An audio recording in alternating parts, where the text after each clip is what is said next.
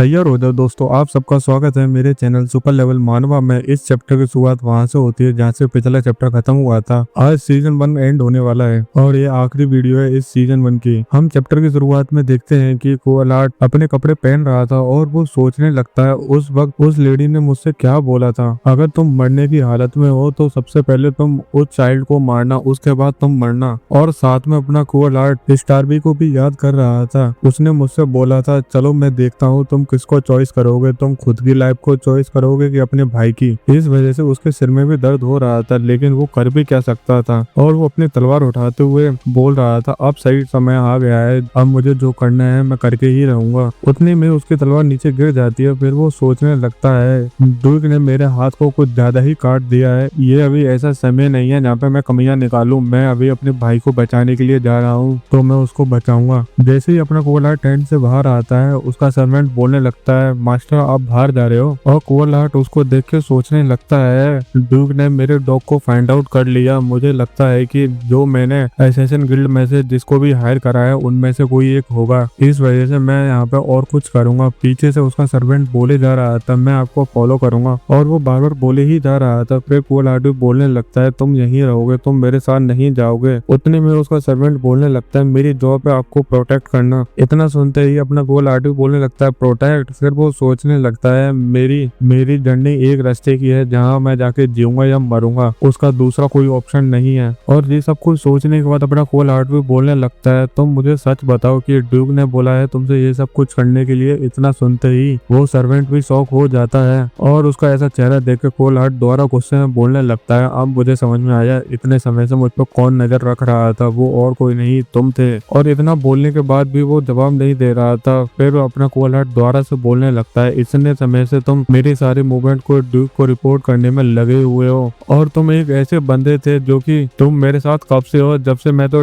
Duke के साथ था भी नहीं, तुम मेरे सबसे ज्यादा ट्रस्ट वर्दी थे। फिर वो सर्वेंट बोलने लगता है क्या ये काम इतना जरूरी है। इतना सुनते ही अपना कोलाट भी बोलने लगता है हाँ ये इतना जरूरी है, इस वजह से मैं इसको अकेले ही संभालूंगा। और ये बोलने के बाद वो वहां से जाने लगता है और जाते हुए बोल रहा था आज से तुम मेरा पीछा नहीं करोगे, ना ही तुम मुझे प्रोटेक्ट करोगे। और वैसे भी मैं इतना अच्छा नहीं हूँ कि मैं एक ट्रेटर को अपने पास रखूंगा जब मैं एक सबसे इम्पोर्टेंट मिशन पे जाऊं। और ये बोलने के बाद वो सोचने लगता है वैसे भी ये मेरा आखिरी मौका है, उसके बाद मुझे पता नहीं मेरे साथ क्या होगा। फिर मस्त अपने कोलाट घोड़े पे बैठ जाता है। फिर जाते हुए दोबारा सोचता है मैं ऐसे रास्ते चल रहा हूँ कि यहाँ पे कोई भी ऑडियंस नहीं है, बस मैं वहाँ पे अकेला ही हूँ और कोई नहीं। मुझे ये सब कुछ करना ही पड़ेगा बिना किसी को पता लगे। अगर किसी को पता लग गया तो सबसे बड़ी दिक्कत आ जाएगी। अपना सीन शिफ्ट होता है। एक डीवन बोल रहा था मैं एक ऐसा डीवन हूँ जो कि सबसे ज्यादा इम्पोर्टेंट हो डीवन आर्मी के अंदर, और वो अपने सारे डीवन को इशारा कर रहा था देखो वहां से आ रहे हैं ह्यूमन, उन सब पे अटैक करो। और सामने से और कोई नहीं अपने डियोनाट आ रहा था अपनी आर्मी को लेके।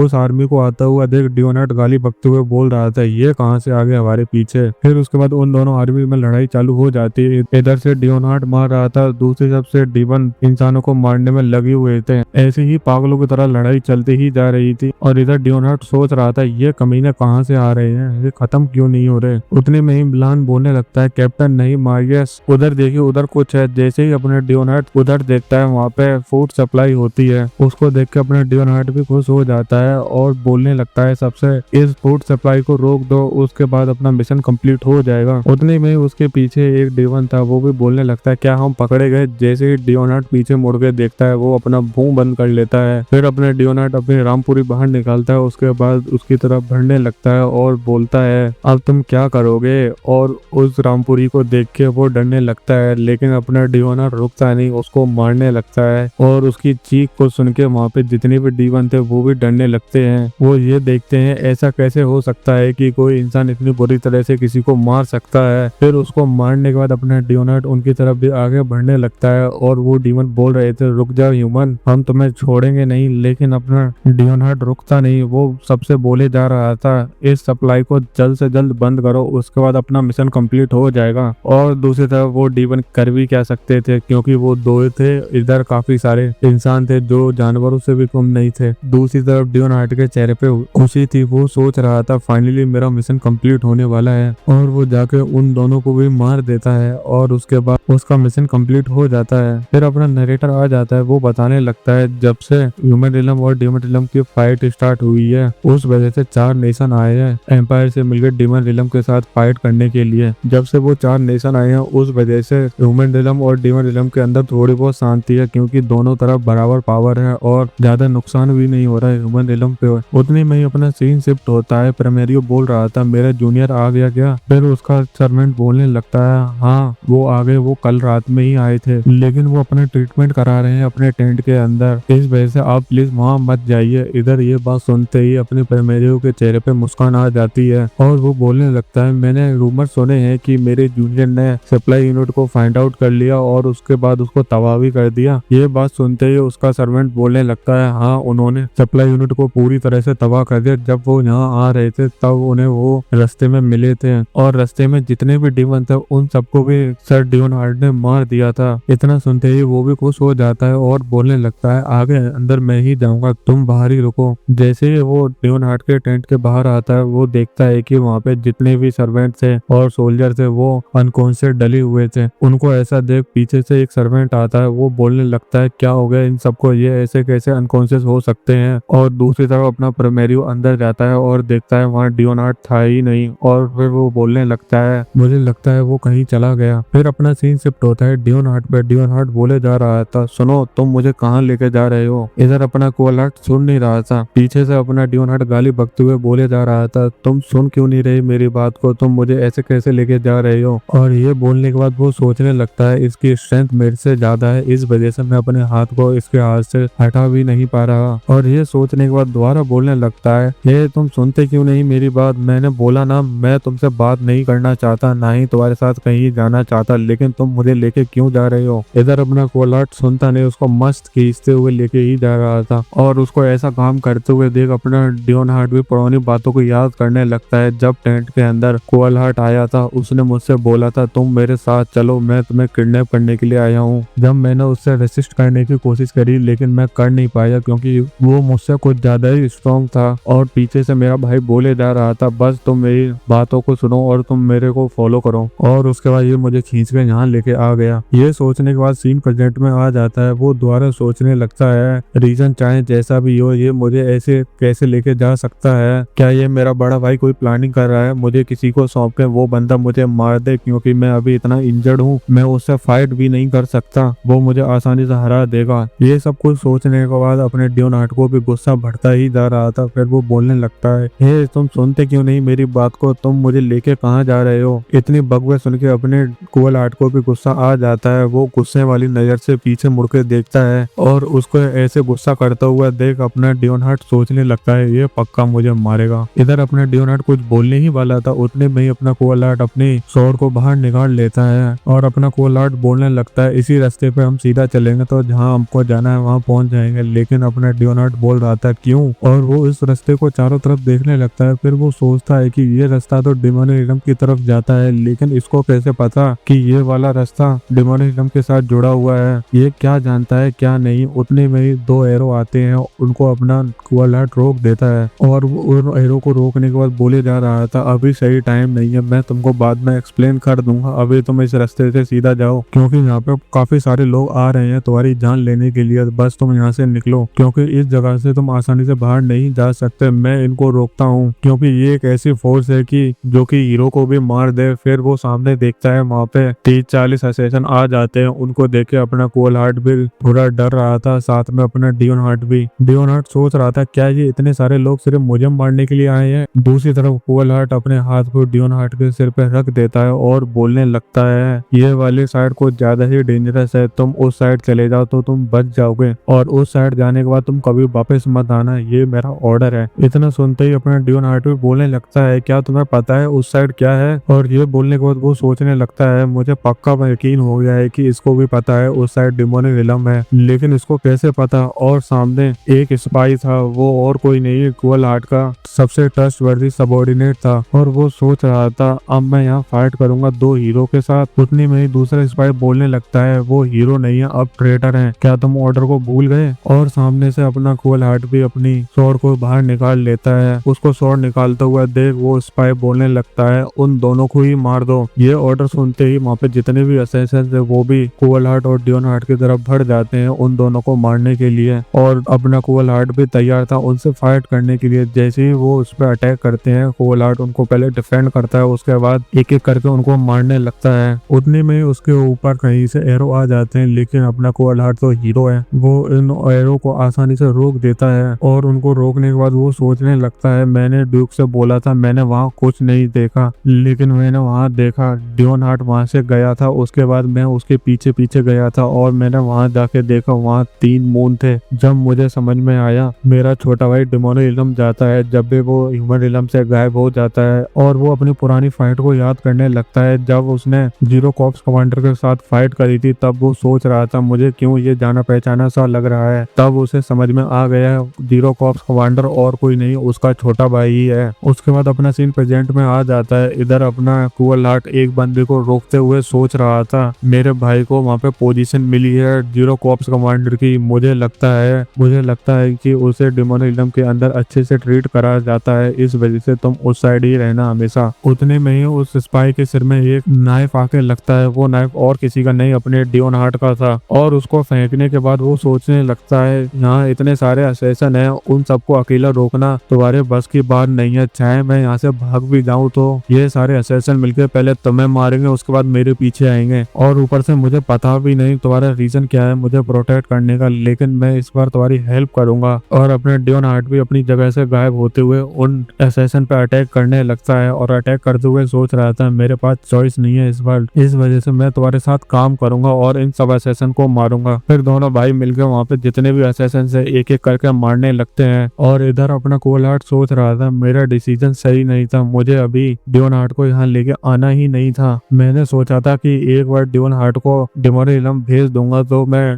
ड्यूक को संभाल लूंगा, लेकिन ड्यूक मेरे से भी फास्ट निकला, उसने इसने सारे असैसन भेज दिए सिर्फ हम दोनों को मारने के लिए। उतने में उसके सामने से एक एरो जाता है। वो सोचने लगता है क्या ये एरो मेरे भाई को जाके लगेगा, और उसका एरो को आता हुआ देख अपने डियोन हार्ट भी देख लेता है। वो सोचता है कि मैं इसको डॉज नहीं कर पाऊंगा। उतने में ही उसके सामने कोवल हार्ट आ जाता है और उन एरो को अपने सीने पे लेते हुए बोल रहा था, तुम यहाँ से जाओ, मैंने तुमसे बोला ना। और अपने डियोन हार्ट बोले जा रहा था, तुम ऐसा कर क्यों रहे हो और तुम साबित क्या करना चाहते हो और तुम इतनी एक्टिंग क्यों कर रहे हो जैसे कि तुम मेरी केयर करते हो, तुमने पहले तो मेरी केयर कभी नहीं करी। और ये बोलते हुए वो पुरानी बातों को याद करने लगता है। इसने ये पहले भी करा था, जब ये हंटिंग कंपटीशन के अंदर आया था तब भी इसने मुझे बचाया था, पता नहीं क्यों ये मुझे ऐसे ही बचाता रहता है। जब भी मैं किसी ऑपरेशन पे जाता हूँ या किसी फाइट पे ये हमेशा आता है और मुझे बचा लेता है। और वो सारी मेमोरी धीरे धीरे करके अपने डियोन हार्ट के दिमाग के अंदर जा रही थी और वो बचपन की भी यादों को याद करने लगता है। जब बचपन में अपना डियोन हार्ट बोलता था अपने बड़े भाई से, ट्वेल्व मैं बाहर की दुनिया देखना चाहता हूँ, मैं यहाँ रहते रहते थक गया हूँ, मुझे बाहर जाके दुनिया देखनी है। और जैसे ही ये सब कुछ बोलता है वो बोलने लगता है, मैं तो मजाक कर रहा था, मैं यहाँ ठीक हूँ, मैं तो बस तुम्हारे साथ खेल खेल रहा था और कुछ नहीं। उतने में कोवल हार्ट उसके सिर पे हाथ रखता है और बोलने लगता है, तुम थोड़े बड़े और हो जाओ, उसके बाद हम फैमिली ट्रिप पे जाएंगे। इतना सुनते ही अपनी डियोन हार्ट की आंखों में चमक आ जाती है और वो खुश भी हो जाता है। और उसके बाद अपना सीन प्रेजेंट में आ जाता है। इधर कोवल हार्ट उसके सिर पे हाथ रखे हुए था और दूसरी तरफ डियोन हार्ट सोच रहा था, मुझे यही सेम फीलिंग आ रही है जैसे मुझे बचपन में आती थी। उतने में अपना कोवल हार्ट बोलने लगता है, जो भी तुमने करा उसको तुम भूल जाओ, मैंने तुम्हें माफ करा, बस तुम यहाँ से चले जाओ। इधर अपना कोवल हार्ट बोले जा रहा था और सामने से असैसन आ रहे थे। वो तो शांत नहीं होता, वो बोले जा रहा था, तुमने हमारी फैमिली को मार दिया, उसमें तुम्हारी गलती नहीं है। इधर अपने डियोन हार्ट की हालत खराब हो रही थी। दूसरी तरफ कोवल हार्ट बोले जा रहा था, वो बस तुम्हारी गलती थी, तुम करना नहीं चाहते थे, बस तुमसे हो गया। और ये सब कुछ बोलने के बाद दो सामने से दो असैसन आ रहे तो उन दोनों को भी बीच में से काट देता है और काटने के बाद बोल रहा था, उसमें तुम्हारी गलती कभी थी ही नहीं, बस तुमने गलत देखा और गलत सोचा और कुछ नहीं। मैं तुमसे बोल रहा हूँ बस तुम यहाँ से चले जाओ, बस ये मेरा आखिरी ऑर्डर सुन लो तुम, क्योंकि तुम मेरे सबसे प्यारे छोटे भाई हो जिसको मैं बचाना चाहता हूँ। इधर अपने डियोन हार्ट सोच रहा था, इसने पहले ये कभी नहीं करा। और दूसरी तरफ कोवल हार्ट के सामने असैसन आना बंद ही नहीं होते, उसके सामने से और असैसन आ रहे थे और उन असैसन को आता हुआ देख कोवल हार्ट भी सोच रहा था, मुझे उस टाइम ड्यूक ने मुझसे बोला था, क्या तुम भूल गए, तुम्हारे भाई ने तुम्हारे पेरेंट्स को मार दिया और साथ में तुम्हारी पूरी फैमिली को भी, क्या तुम अपने भाई को बचाना चाहते हो कि अपनी लाइफ को जल्द से जल्द तुम डिसीजन लो। उस दिन से मैंने अपना मन बना लिया था, उस दिन मेरा भाई मुझे पूरे ब्लड के अंदर दिखा था, उस दिन से मैंने ये ठान लिया चाहे कुछ भी हो जाए मैं अपने अपने छोटे भाई को बचाऊंगा। जैसे ही वो आगे बढ़ता है उन सबको मारने के लिए, वो अपने हाथ को देखता है और उसके हाथ में दर्द हो रहा था क्योंकि स्टारबी ने उसके हाथ में नाइफ घुसेड़ा था, उस वजह से उसके हाथ में दर्द हो रहा था। लेकिन अपना कोल हार्ट रुकता नहीं, वो सोचता है कि अगर मैं यहाँ रुका तो मेरा भाई मर जाएगा। फिर वो भी उस हाथ के साथ उन पर अटैक करने लगता है और एक एक करके उनको मार रहा था और मारते हुए सोच रहा था मेरी फैमिली में सिर्फ मेरा ही छोटा भाई बचा है, मैं उसको बचाऊंगा चाहे कुछ भी हो जाए। उतने में ही उसके पीछे से लियोनहार्ड आ जाता है और बोलने लगता है तुम ये क्यों कर रहे हो। यह बात सुनते ही अपना कोल हार्ट भी सोचने लगता है एक बार मैं यहाँ मर जाऊं, बाद में जाकर तुम्हें सच पता लग ही जाएगा। और वैसे भी मुझे लगता है तुम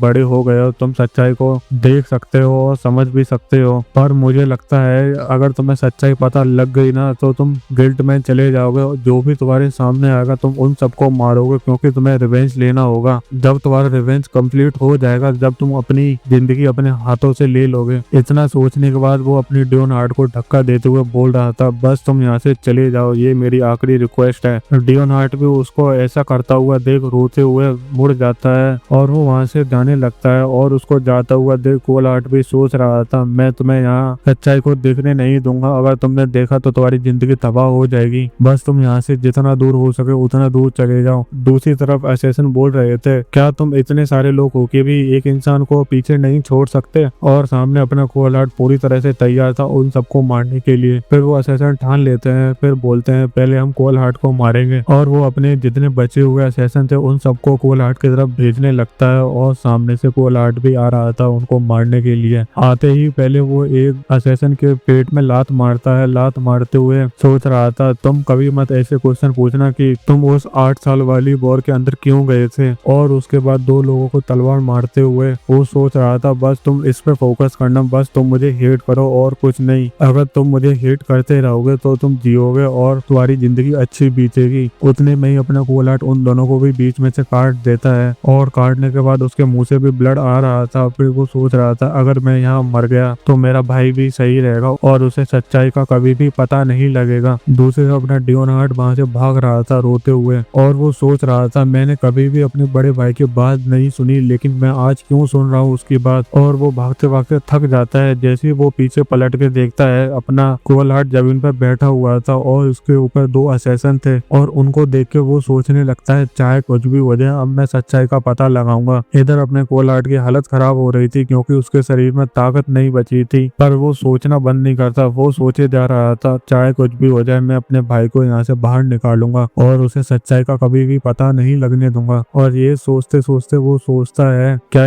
ऐसे ही मेरा एंड होने वाला है। जब मैं स्टारबी से मिलने के लिए गया था तब मैंने सोचा था मेरी ऐसी घटिया जिंदगी में मैं एक अच्छा काम कर सकूं और मैंने वहाँ पे कुछ नहीं कर पाया। मैंने अपने भाई को ढंग से बड़ा नहीं कर पाया, साथ में मैंने अपने पेरेंट्स को भी बचा नहीं पाया जिसको मेरे ही भाई ने मार दिया वो भी गलती से। इतना होने के बाद भी जब मेरे पास हाई पोजीशन आई उसके बाद भी मुझे अपने भाई को बचाने के लिए इतनी दिक्कत आ रही है। भले ही मैं हीरो बन चुका हूँ इस एम्पायर का, उसके बाद भी मेरे पास पावर नहीं अपने भाई को बचाने के लिए क्योंकि मेरे भाई को इतने लोग आके मार रहे थे। लेकिन अब मुझे ऐसा लगता है कि मैंने सब कुछ देख लिया और मैंने अपने भाई को बचा लिया। और ये सब कुछ सोचते हुए वो मुस्कुरा रहा था और वो आखिरी याद में लियोनहार्ड को देखता है और लियोनहार्ड पूरी तरह से सही था। उसको देख के वो सोचता है कि आखिरकार मैंने अपने छोटे भाई को बचा ही लिया। और सामने से अपना लियोनहार्ड रोने में लगा हुआ था। वो बोले जा रहा था कोल हार्ट तुमने ऐसा क्यों करा। और ये बात सुनते ही अपना कोल हार्ट भी बोलने लगता है बस तुम मेरी एक विश को फुलफिल कर देना, मेरे मरने से पहले जब भी तुम्हें सच्चाई का पता लगे तो तुम अपने आप को कम से कम हर्ट करना और तुम रिवेंज के लिए मत जाना। और मैं होप करता हूँ जब तुम डिमोरेलम पहुंचो तो तुम वहाँ पे जाके अपनी जिंदगी आसानी से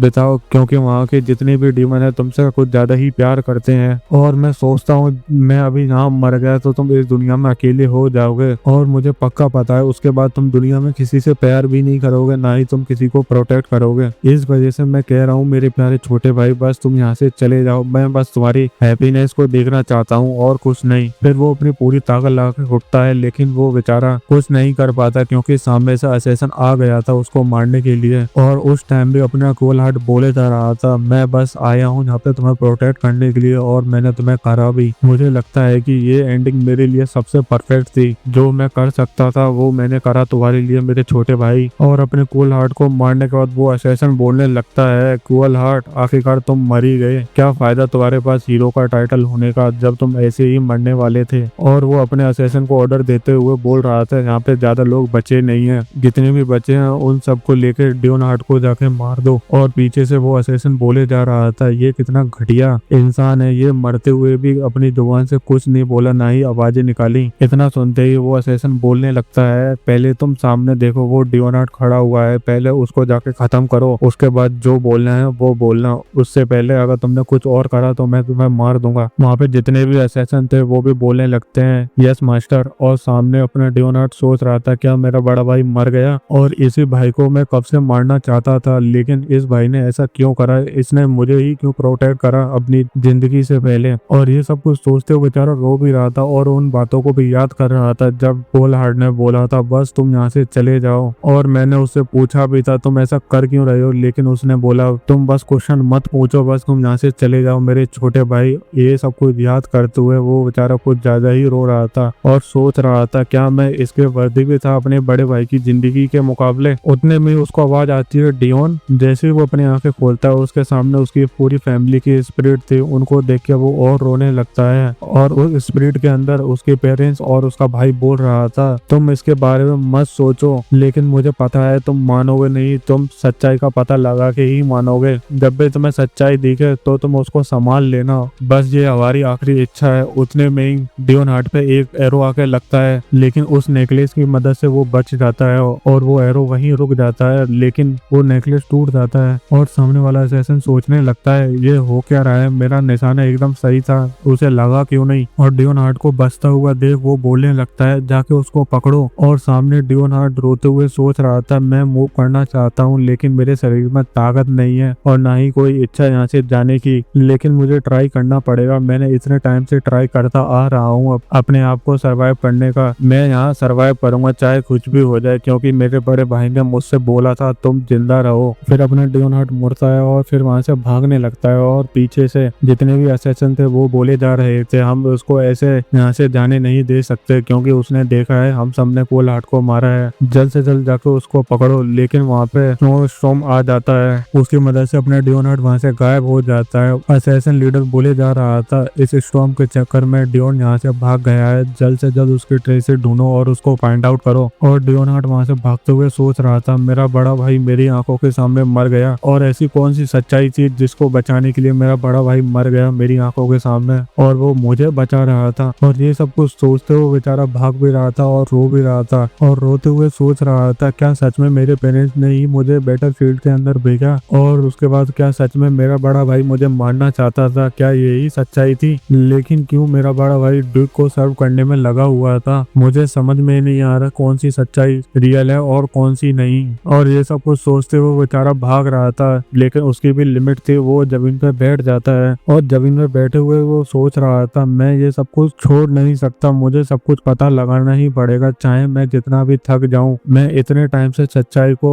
छोड़े जा रहा था पूरे अपने मन से, लेकिन मुझे सच्चाई को ढूंढना ही पड़ेगा। मुझे उस बैटलफील्ड के अंदर किसने भेजा, क्या मेरा बड़ा भाई मुझे मारना चाहता था कि नहीं, क्या मैं इतने टाइम से सारे डिसीजन गलत ले रहा था, मेरी आंखों पे पट्टी लगी हुई थी। मैं सोच रहा था मेरे पेरेंट्स ने मुझे बैटलफील्ड के अंदर भेज दिया, लेकिन मेरे बड़े भाई ने आज मुझे क्यों बचाया। इस सब कुछ सच्चाई का मुझे पता लगाना ही पड़ेगा। जब मुझे सच्चाई पता लगेगी मैं उसको एक्सेप्ट करूंगा, तब देखूंगा मेरे साथ क्या हुआ था क्या नहीं। उतने में ही अपना सीन शिफ्ट होता है डिमोनी रिलम के अंदर। वहाँ पे जितने भी डिमन थे अचानक पीछे मुड़ के देखते हैं, क्योंकि अपनी बहन वहाँ से भगती हुई जा रही थी, लेकिन उसको अपना ईडी रोक लेता है और बोलने लगता है तुम इतनी जल्दी में कहाँ जा रही हो। फिर वो अपने नेकलेस को उठाते हुए बोलने लगती है ये नेकलेस पहले कभी भी इतना नहीं चमका, लेकिन आज कुछ ज्यादा ही ग्लो कर रहा है। उस नेकलेस को देख के अपने ईडी की भी हालत खराब हो जाती है और वो भी बोलने लगता है क्या सच में सर आरुत परेशानी में है। उतने में ही वहाँ पे अपनी रेलिन आ जाती है, वो भी बोलने लगती है सर आरुत डेंजर में है। और वो ये सब कुछ बोलते हुए सीढ़ियों से नीचे उतर भी रही थी और ये सब कुछ बोलते हुए वो ईडी के पास भी आ रही थी और बोल रही थी सर आरुत सच में डेंजर में है। और दूसरी तरफ अपना आरुत पागल की तरह अपने मुक्के जमीन में मारे जा रहा था, उसे होश ही नहीं था वो क्या कर रहा है क्या नहीं। अपने मुक्कों को मारते हुए वो सोच रहा था मैं पागलों की तरह पिछले 10 साल से अपनी फैमिली से नफरत कर रहा था, क्या मेरी नफरत सही थी कि नहीं मुझे ये भी नहीं पता। जब से मेरी मेमोरी गई है मैं सब कुछ भूल गया था और मैंने उन्हें ढूंढने की कोशिश भी नहीं करी। मैंने तो बस इतना ही ठान लिया था मेरी फैमिली ही गलत थी। और ये सब कुछ याद करते हुए बेचारा जमीन पे भी लेट जाता है और पागल की तरह बोले जा रहा था, मदर फादर क्रूअल, तुमने क्यों मुझे जिंदा छोड़ दिया? तुम मुझे मार सकते थे तो तुमने मुझे क्यों नहीं मारा? तुम मुझे बस मार देते। अगर तुम मुझे मार देते तो सब कुछ सही हो जाता। तुम्हारे पास मौका था मुझे मारने का।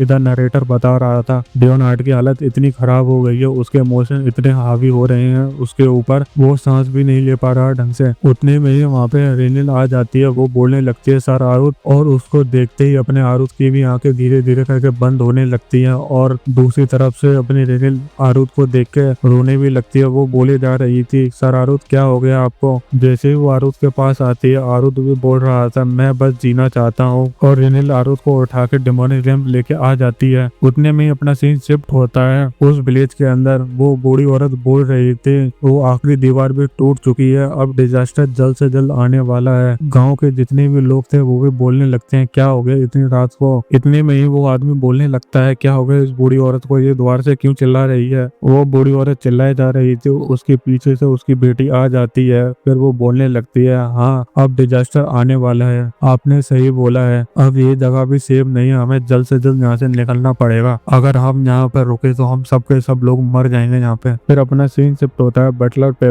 बेन बोले जा रहा था क्या तुमको सच में पता नहीं मास्टर किधर गए हैं और किधर हैं वो? फिर हमको सच्चाई दिखाई जाती है पूरे एम्पायर के अंदर third hero of empire disappear हो गया है। फिर अपना बटलर भी बोलने लगता है मुझे नहीं पता वो कहाँ गए हैं। फिर अपना बटलर बोलने लगता है मुझ जैसे बूढ़े इंसानों को क्या पता वो कहाँ गए हैं। फिर वो रूमर्स बताने लगता है कि पूरे एम्पायर के अंदर रूमर्स फैल रहे हैं कि लियोनार्ड किडनैप हो चुका था और उसके बाद उसने कोलार्ड को मार दिया और उसको मारने के बाद वो डिमोनिक रिलम चला गया है। फिर अपना सीन शिफ्ट होता है लियोनार्ड की आर्मी की तरफ। लियोनार्ड की आर्मी में बातें चल रही थी क्या मास्टर ने खाना खाया होगा कि नहीं। वैसे भी उनकी बॉडी अभी सही नहीं थी लेकिन वो यहाँ से भागे क्यों ये बात समझ में नहीं आ रही। उतने में ही मिलान बोलने लगता है मैं होप करता हूँ वो बस सेफ रहे और कुछ नहीं। और ये सारी बात सुनते ही डेमी भी बोलने लगती है तुम बस अपनी ट्रेनिंग पे फोकस करो और कुछ नहीं। हम सबको बिलीव होना चाहिए अपनी मेजेस्टी के ऊपर, क्योंकि हीरो डिसअपियर हो गया है पूरे एम्पायर से। तो मुझे पक्का पता है मेजेस्टी भी एक रॉयल डिग्री देंगे सर्च करने के लिए लियोनार्ड को। और ये सब कुछ बोलने के बाद वो भी सोचने लगती है मैं भी चिंता कर रही हूँ सर लियोनार्ड की, मुझे पता नहीं वो कहाँ गए हैं, एक बार मुझे बता के चले जाते तो मैं यहाँ पे सब कुछ सामान लेते। इधर वो उसी के ई स्टेट में खड़ी हुई थी क्योंकि उसके पीछे बेन और उसका बटलर भी था। फिर उसके बाद अपना सीन दोबारा से शिफ्ट होता है एम्परर पे। एम्परर बोले जा रहा था क्या तुमने अभी तक फाइंड आउट नहीं कर पाए लियोनार्ड और कोलार्ड कहाँ गए और उन दोनों के बीच में क्या हुआ? और ये सारी बातें फर्स्ट हीरो सुन रहा था। फिर वो उसके बाद बोलने लगता है मुझे रिपोर्ट मिली है कि वो दोनों आखिरी बार नॉर्थन साइड वाली जगह पे थे। उसके बाद मैंने अपने वहाँ पे काफी सारे सोल्जर भेजे हैं उनके ट्रेसेस फाइंड करने के लिए। और ये सब कुछ सुनने के बाद अपना एम्परर भी सोचने लगता है ये ऐसे कैसे खत्म हो सकता है। और ये सब कुछ सोचने के बाद वो बोलने लगता है पहले हमें अपनी लैंड को डिफेंड करना पड़ेगा, बाद में जाके हम अपने दोनों हीरो को ढूंढ लेंगे। फिर अपना सीन दोबारा से शिफ्ट होता है स्टारवी पे। स्टारवी किसी को बोल रहा था तुमने अच्छा करा, और ये और कोई नहीं कोलार्ड का सबसे ट्रस्ट वर्दी सबऑर्डिनेट था। और सामने से स्टारवी बोले जा रहा था जैसे कि मैंने तुमसे वादा करा था मैं तुम्हारी जिंदगी को छोड़ दूंगा। और ये सारी बात सुनने के बाद वो सोचने लगता है मेरे मास्टर ने ऐसा क्यों करा, उसने अपने भाई की जान बचाने के लिए खुद की जान दे दी, वो कितना बड़ा पागल है। उनसे में ही अपना स्टारवी शांत नहीं होता, वो तो बोले जा रहा था ये कितना अच्छा चांस था और मैं रिग्रेट करूंगा अपनी पूरी जिंदगी में क्योंकि मैं लियोनार्ड को मार नहीं पाया। और ये सब कुछ बोलने के बाद वो सोच रहा था मुझे पक्का पता है वो कमीना डेमोनिक रिलम चला गया होगा, और अब मैं भी देखता हूँ कि लियोनार्ड उस डेमोनिक रिलम में जाके क्या करेगा और क्या नहीं। इधर अपने लियोनार्ड की हालत खराब हो रही थी, उसके शरीर के चारों तरफ से ब्लड आ रहा था और दूसरी तरफ नेरिल उसका खून पहुंचते हुए रो रही थी और वो भी बोल रही थी जब से ये मुझे मिले हैं जब से ये रो ही रहे हैं। और उसके बाद वो चिल्लाते हुए बेन से बोलने लगती है तुम कुछ करती क्यों नहीं, तुम इनकी डॉक्टर हो ना। इधर डॉक्टर बेन भी बोलने लगती है मैं इनको पूरी तरह से ट्रीट कर चुकी हूँ लेकिन इनके मन के अंदर से दो आवाज आ रही है मैं उसको सही नहीं कर सकती, इनकी मेंटल हेल्थ अभी तक ठीक नहीं है, अगर ये ऐसा ही चलता रहा तो सर आरुत को कुछ हो जाएगा। उतने में उनके पीछे से डीमन किंग आ जाता है, वो बोलने लगता है ये कोई बड़ी बात नहीं है, इसने इससे ज्यादा बड़ी चीजें देखी हैं तो वो इसको आसानी से संभाल लेगा। और जैसे ही वो सारे के सारे पीछे मुड़ के देखते हैं वहाँ पे डीमन किंग आ चुका था और अपना डीमन किंग भी सोच रहा था अब सही समय आ गया है तुम्हें सच्चाई का पर्दा दिखाने के लिए। और वो डेमन हार्ट की हालत को भी देख रहा था और उसकी हालत को देख के सोचता है कि अगर ऐसे ही चलता रहा तो ये मर जाएगा। उसके बाद डेमन किंग अपने हाथ को डेमन हार्ट के सिर पर रख देता है और बोलने लगता है ये एक अच्छी अपॉर्चुनिटी है तुम्हारी मन की सारी इच्छा को देखने के लिए। उतने में ही अपना ईडी बोलने लगता है क्या आप सच में ये करने वाले हो। ये सुनते ही अपना डेमन किंग भी बोलने लगता है तुम सारे लोग बाहर जाके मेरा वेट करो। इधर डेमन किंग कमरे के अंदर डेमन हार्ट के सिर के ऊपर रख के कुछ मैजिक परफॉर्म करने में लगा हुआ था और उस मैजिक को करते हुए वो सोच रहा था अब मैं इंटरेस्ट हो रहा हूँ तुम्हारी लाइफ के अंदर, क्योंकि मुझे इतनी अच्छी अपॉर्चुनिटी मिली है तो मैं इसको इतनी आसानी से जाने नहीं दूंगा। वैसे भी अब तुम अच्छी नींद लेने वाले हो और तुम काफी समय के लिए सोने वाले भी हो मेरे प्यारे आरुत। जैसे ही अपना डेमन किंग पूरी तरह से अपना मैजिक परफॉर्म करता है धीरे धीरे करके अपने डेमन हार्ट की आंखें भी खुलती हैं फिर बंद हो जाती हैं और बंद होते हुए बोल रहा था मेरे बड़े भाई इस वाले चैप्टर को यहीं खत्म करते हैं। वीडियो अच्छी लगे तो लाइक करो, कमेंट करो एंड सब्सक्राइब भी करो।